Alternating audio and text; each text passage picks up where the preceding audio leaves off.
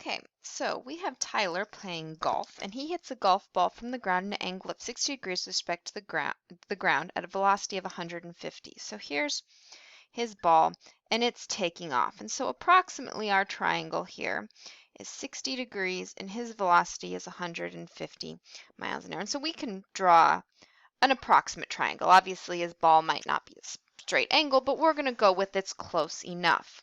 And your book actually gave you these two equations on page, I think, 401, right around there if I'm wrong. Yep, 401. I checked in my notes. So we can use those to find this. So the first part was find a parametric and rectangular equation for the path of the projectile, determine how long the golf ball is in the air and the horizontal distance. So to find my parametric equation, I am going to use this first part, x equals v cosine theta t, and I get x equals, okay, well, I know my velocity was 150, cosine 60 t. Well, cosine of 60 is 1/2, so x equals 75 t. Now we have to do the y part. So then y equals v sine theta t minus 16t squared plus h. Now because we were at the start and 0, this is 0. Okay, because he hit it from the ground. This would be an adjustment if he was hitting it from the top of a building. Remember those algebra crazy problems? Tyler was hitting the ball on the top of the Eiffel Tower. Yeah, so we're on the ground, so this is 0. So then we have 150 sine of 60t minus 16t squared. This is the square root of 3 over 2, and again, that's just straight off our unit circle. So then I have 75 square root of 3t minus 16t squared. So this and this, and there was a y out here. Let's add a y in. Just bringing that down. Those are our parametric equations for this. Now, if we want to rewrite them into rectangular, okay, we are going to then, so first we were asked to find it in parametric, not polar, parametric.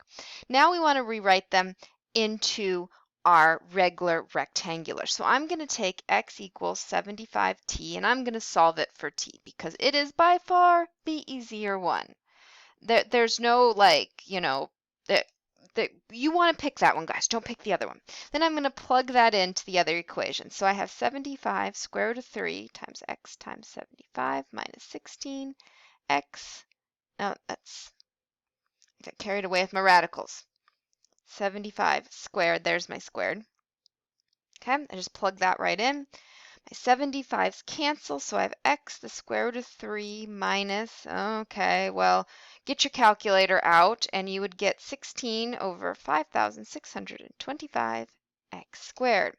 So that is my rectangular version. So this is Tyler's golf ball. First we had a parametric equation. Now we have a rectangular equation.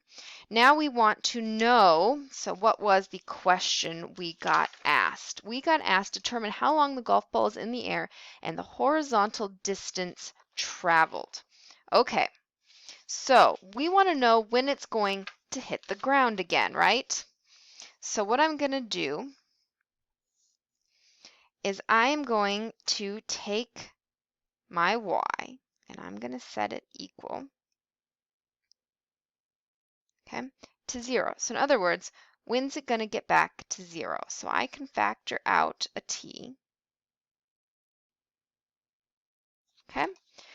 And then we're going to solve each of these. So obviously when he hit the ball, we were at 0.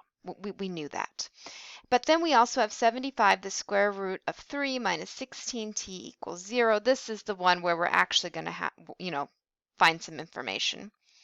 Equals 16t, divide by 16, so get your calculator out, and this should crunch out to 8.1 seconds. So after he hits it, 8.1 seconds later, it's going to land on the ground.